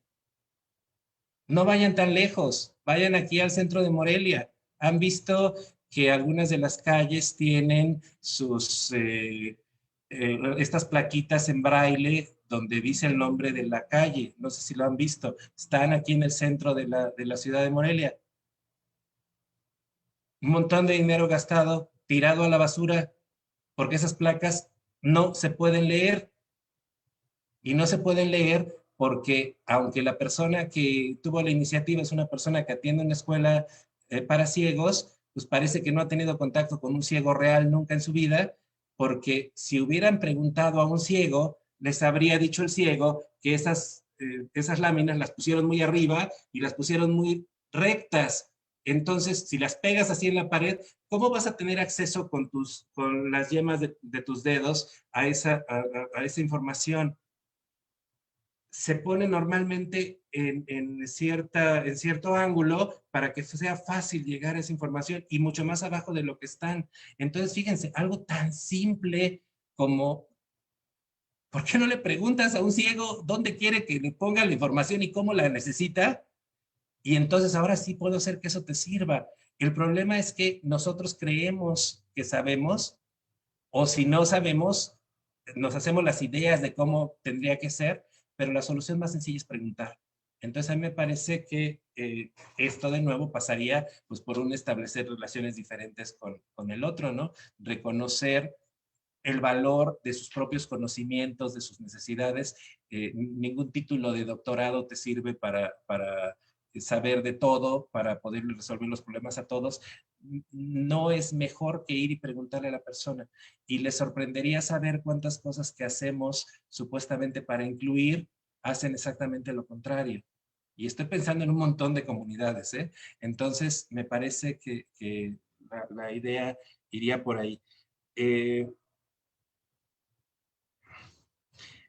Sobre las neurodiversidades, yo la verdad es que no he trabajado, entonces no me gusta hablar de lo que no sé, pero lo que sí es un hecho es que en un montón de sitios están ocurriendo procesos de como toma de conciencia, pero también de organización de estos sectores. Entonces, por ejemplo, está todo esto del orgullo loco, todo este movimiento súper interesante en Chile y en otras partes del mundo. Aquí en México ya también comienza. Entonces, pues son sencillamente otras diversidades que están empezando a aflorar, me parece, pues justo por esta condición en donde se está posibilitando estas alternativas. Ahora, a mí me parece que sí nos cuesta más trabajo, insisto, hablo de algo que no conozco tan bien, pero me parece que se le pone como tanto énfasis en esto y lo vemos como tan difícil por el gran peso que esta sociedad occidental le da al conocimiento, como a estos saberes que pasan sobre todo por lo intelectual, ¿no? Si te concentraras en la parte de los sentimientos, por ejemplo, entonces a lo mejor ellos tendrían mucho que enseñarnos a nosotros. Entonces me parece que por ahí tendría que ir la discusión, pero insisto, estos temas, aunque bien interesantes, no los he trabajado, entonces prefiero no seguir hablando sobre esto. Y por último, Diana, sí, aquí tenía en mis notas, y de verdad no estoy mintiendo, aquí lo tenía en mis notas, pero yo no iba a hablar de Incheon, iba a hablar de Jomtien y de Dakar, porque justo estas conferencias de educación para todos es justo el momento en donde este proceso que tenía que ver sobre todo con las personas con discapacidad se incorpora, o más bien incorpora a estas otras estos otros grupos que también están pues, enfrentando como estas circunstancias tan complicadas. Y entonces de pronto se empiezan a ver dentro de estos cruces, se empiezan a ver casos de repente muy similares. Yo pensaría, digo, tú hablas por ejemplo de las comunidades originarias, yo pensaría en que la comunidad sorda enfrenta una situación también muy particular porque a final de cuentas, estoy hablando de la comunidad sorda señante, los que utilizan lengua de señas mexicana para comunicarse, y ellos pues además de cualquier condición de no poder escuchar, que podríamos pensar que es como en términos de una discapacidad, eh, además tienen una lengua diferente a la de cualquier otro, ¿no? Entonces sería un cruce ahí de una diversidad que algunos han querido ver como más o menos étnica, junto con otra condición que estaría más asociada como a la discapacidad. Entonces, ¿por qué apelo a la perspectiva de los sordos? Porque los sordos a nivel internacional, en algunos países ya se ha reconocido esto, en otros no, sencillamente se han opuesto a la educación inclusiva. Y lo que han dicho es, tengo derecho a ser educado en mi lengua materna, en la lengua de señas, y yo no quiero estar metido en un salón con otros. Y entonces creo que la educación inclusiva pasa también por ahí, porque tengas derecho a no aceptar ese tipo de educación, ¿no? Entonces, pues iría más o menos por ahí.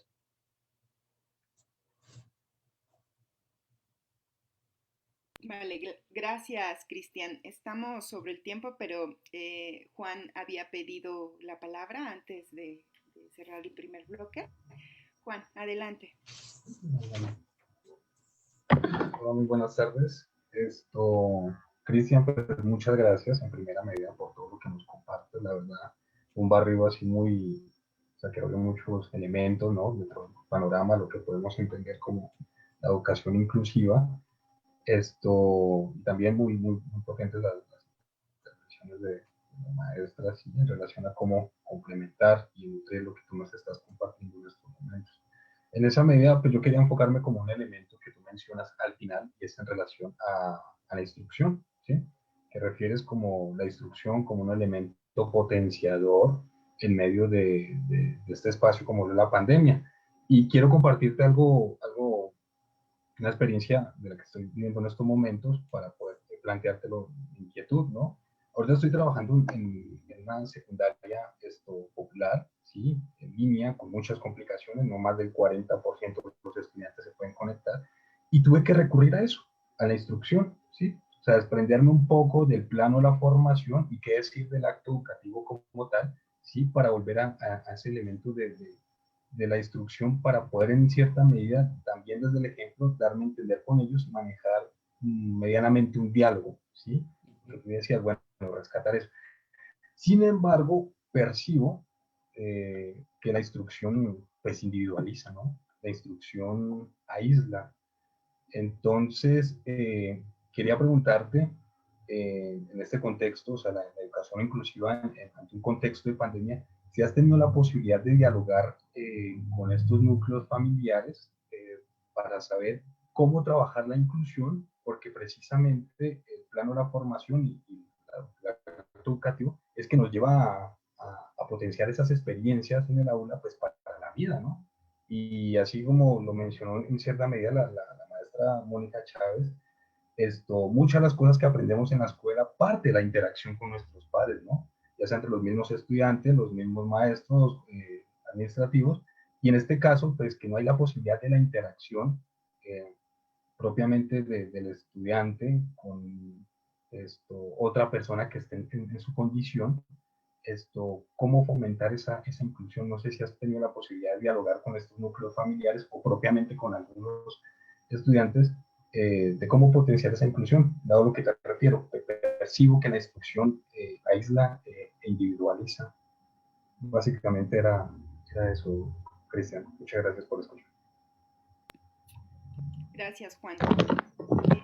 ¿Alguien más quisiera intervenir? Denis, ¿podría hacer un comentario rapidito? En realidad, es que les digo que estaba en la lista. Denis participó ya en la primera ronda. Entonces, si estás de acuerdo, Denis, intervengo y luego vuelvo contigo, ¿sí? Por supuesto, claro, Cari. Gracias, Denis.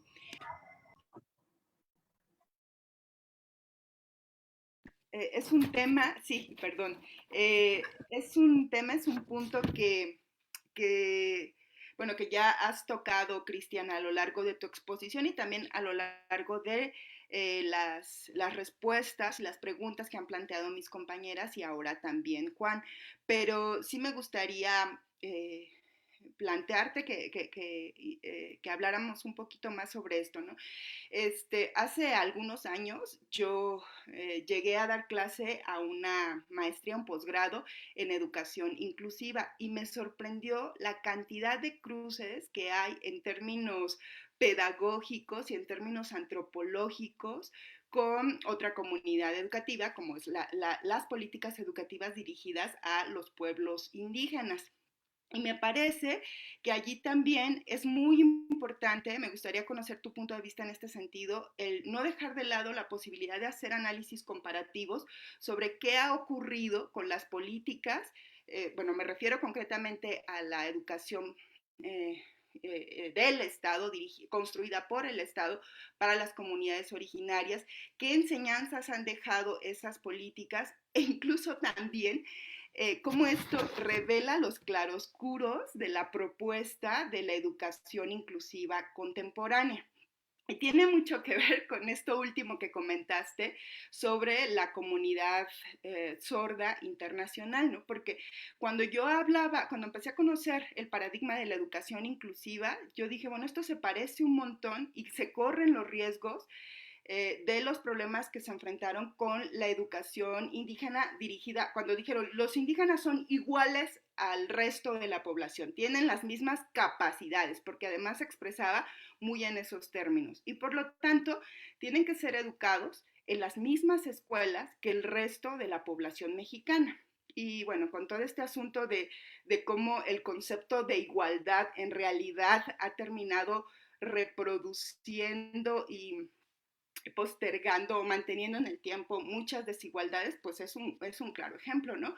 Porque entonces tenemos un montón de estudios de caso desde la historia o de investigaciones desde la historia donde se muestra cómo esta convivencia en términos de igualdad de comunidades que tenían una diferencia étnica, y que son incluidos en contextos educativos distintos, la verdad es que también fueron procesos muy violentos, puntos en los cuales, pues yo recuerdo algunos de los, estaba tratando de buscar para leerles la cita textual, pero algunos de los funcionarios de educación pública y de los dirigentes de la educación indígena, en particular hacia la década de los 30, que decían cuánta razón tenían, por difícil, estoy parafraseando porque no encontré la cita textual, cuánta razón tenían y a pesar de las dificultades de la vida en común, el enfrentarse, el que se les exija, el tratar de llevarlos a que sean como los otros,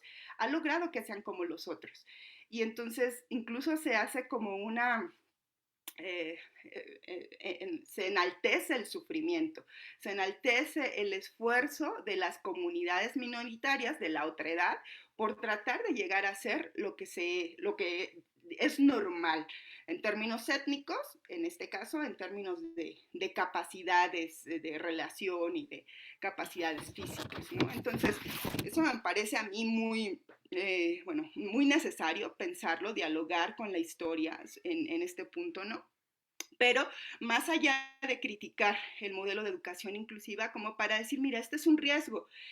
Y creo que también tú lo has tocado bastante bien en tu exposición, ¿no? Lo necesario es romper y cambiar los paradigmas de convivencia, lo comentaba también Mónica, porque si estas políticas de llevar a niños con capacidades distintas a las escuelas de niños normales, pues no, eso no es la educación inclusiva, ¿no? Estamos de acuerdo en eso.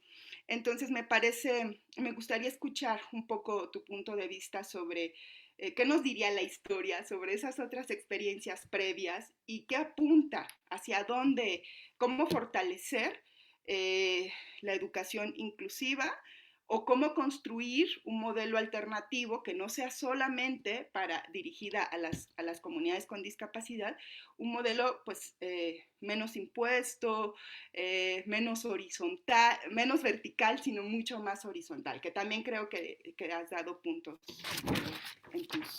en tus intervenciones. Bueno, ahora sí, Denis, adelante. Me surgió o me vino a la cabeza esta inquietud y duda a partir de lo que mencionó Mónica en relación a las neurodiversidades.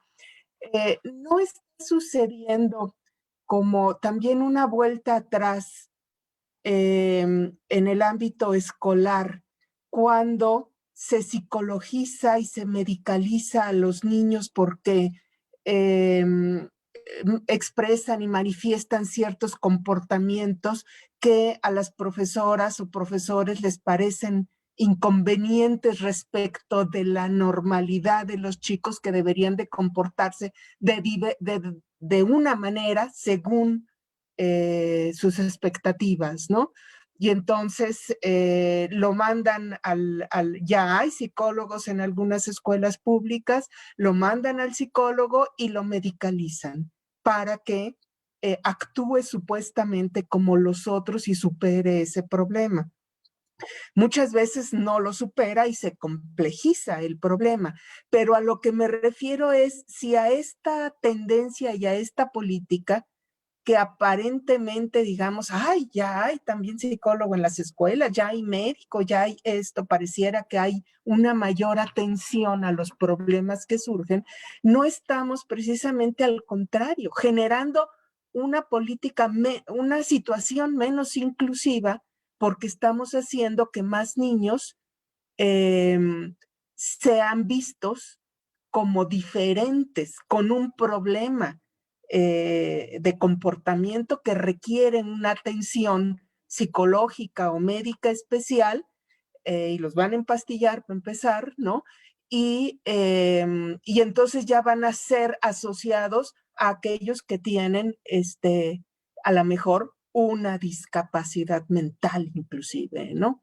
Entonces, a mí la verdad, eso no lo recordaba en un inicio cuando empezó tu charla, pero a partir de lo que dijo Mónica de las neurodiversidades, me parece que hay algunos casos que ya empiezan a ser grupos sociales catalogados de niños, catalogados con determinados problemas que deben ser atendidos, aunque están dentro de los grupos normales de educación básica, tienen que ser atendidos de manera especial. Y entonces, pues, ¿cuál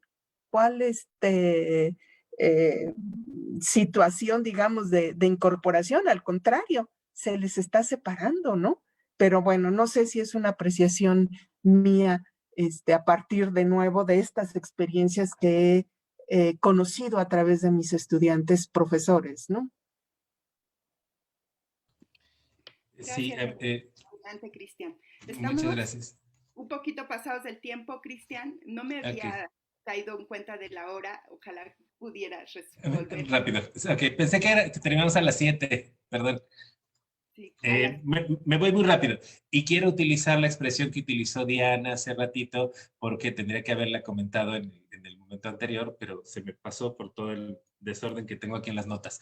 Y es que Diana utilizó esta metáfora de una gran bandera que cubre a todos estos grupos, ¿no? Y a mí me parece que históricamente lo que pasa cuando creas estas banderotas gigantes que tratan de cubrir a todos es que terminas por dejar a un montón desprotegidos, aunque crees la ilusión de que sí los estás tapando a todos. Y tristemente, en esta perspectiva, y ahora voy a verme totalmente crítico de la educación inclusiva, desde luego que tiene un montón de problemas también estructurales la perspectiva de la educación inclusiva, y es que, en efecto, tiene contradicciones de inicio. Por ejemplo, si estás apelando a que el problema es un problema que tiene que ver con la sociedad, entonces, ¿por qué pones tanto énfasis en la capacitación individual de cada uno de esas personas, ¿no? Respondiendo un poco a lo que dice Juan, y tiene toda la razón. Ese es uno de los puntos clave del asunto. Si el problema está en la sociedad, entonces tendrías que estar pensando en soluciones comunitarias, no estar destacando este asunto individual, del logro individual, de la competencia individual. Y entonces, bueno, pues la conclusión de esto, pues es que el capitalismo apesta, ¿no? Y el neoliberalismo y todo esto que a final de cuentas está metido íntimamente en este proceso. En términos históricos, sí hay un montón de problemas con las personas con discapacidad intelectual, medicadas o no medicadas, que justo, digamos, en esta lógica de sí, sí, vamos a incluirlos y entonces vamos a llevarlos a las escuelas y que todos ahí compartan con los demás, porque lo que necesitan es también esa convivencia, y estoy de acuerdo, eso ayuda y es necesario para todos, pero llega un momento en donde estas personas topan con la realidad. Un investigador hace no mucho decía, ¿y dónde quedaron todos aquellos del movimiento del mainstream en Estados Unidos? El movimiento del mainstream en Estados Unidos, para que no lo conozca, fue justo este proceso que expliqué acá con el principio de normalización, en donde los papás empezaron a decir, así como decían de los niños afrodescendientes, que decían, mi hijo tiene derecho a estudiar en una escuela de blancos. Bueno, en Estados Unidos los papás de niños con discapacidad intelectual decían, mi niño con discapacidad intelectual tiene derecho a estudiar en la escuela de otras personas. Y entonces, digamos, ahí fue también un poco otra de las vertientes donde inició la educación inclusiva. Y entonces, ¿qué pasó con esos niños? Bueno, hay quien lo ha investigado, y una cantidad impresionante de estos niños terminaron como vagabundos, ¿no? Una vez que los papás ya no estaban ahí para protegerlos, etcétera. Entonces, ahora, la situación aquí es también complicada, porque evidentemente habrá algunos sectores en donde se note mucho estos defectos de la educación inclusiva y otros en los que no. Y entonces, tristemente, casi podríamos hacer como, digo, es horrible lo que voy a decir, pero casi podríamos hacer como una escalerita en donde hay algunos que por el tipo de condición que enfrentan, la educación inclusiva más o menos sí les ayuda y sí consiguen con ciertas adecuaciones más o menos llevar una educación de calidad y hasta tener cierta expectativa de vida, digamos como un incremento en su calidad de vida. Estaría pensando, por ejemplo, en los ciegos son de los grandes beneficiados de la educación inclusiva, pero siempre los que terminan al final son los de discapacidad intelectual. Y me parece que de nuevo tiene que ver con la estructura de la sociedad que le da tanto peso a estas condiciones, a estas características, por sobre todo lo demás, ¿no? Sobre lo de la medicalización, se supone que la educación inclusiva tendría que estar por arriba de eso y enfrentar las condiciones diversas de los niños sin necesidad de llenarlos de pastillas. El problema es que, de nuevo, si tienes ahí al niño gritando en la escuela, pues para muchos es más fácil, pues ya dale la pastilla para que se calle y me deje trabajar. Y entonces, pero digamos, hay contradicciones esenciales en el proceso. Con todo, yo sí quisiera decir que la educación inclusiva es un asco, tiene un montón de problemas, y aún así es una mejor alternativa que las que teníamos antes. Tenemos un montón de cosas que mejorarle, definitivamente, pero no lo vamos a lograr si no tenemos espacios como este en donde podamos seguir platicando desde diferentes perspectivas. Y yo de verdad les agradezco mucho a todos porque me llevo un montón de ideas. Miren, no les estoy mintiendo, tengo hojas y hojas llenas de notas de todo lo que dijeron. Entonces, esto seguro va a ayudarme a reflexionar mejor. Y pues muchas gracias. Gracias a ti, Cristian. Hay dos comentarios en de Facebook que me parece que ya han sido tocados por las preguntas o por el diálogo que entablamos contigo, quienes tuvimos el privilegio de estar acá conectados, ¿no? Si hay alguien que escuche el video más adelante, por supuesto, pues puede escribir y seguramente Cristian estará atento a, a, las dudas que surjan. Muchas gracias Paulina Latapí y Simón Arenas por también su aportación a través de redes sociales. Bueno, pues muchísimas gracias, Cristian. Creo que esta sesión, como todas las demás, ha sido particularmente aportativa para lo que intentamos construir en el seminario. Y yo creo que lo que hoy Cristian nos ha venido a compartir, pues es no solamente, sino una herramienta muy valiosa para intentar construir una educación, modelos educativos alternativos, ¿no? A lo mejor un paradigma, una propuesta que no teníamos tan presente, pues es precisamente la educación inclusiva. Y otra vez, ¿no? Este asunto que Cristian señaló en una de sus intervenciones, la necesidad de construir modelos horizontales, incluyentes, que tomen en cuenta los educandos a los cuales va dirigida la propuesta, ¿no? Y esto lo hemos abordado en otras sesiones anteriores. Entonces, yo con esto cerraría, con esta conclusión muy general, cerraría la sesión del día de hoy. Les agradezco a todas y a todos su escucha, su diálogo y por supuesto los invitamos y las invitamos para la sesión del próximo 24 de febrero, 23 de febrero, donde tendremos la participación de 2 estudiantes. Y bueno, nuevamente gracias y pues nos vemos muy pronto.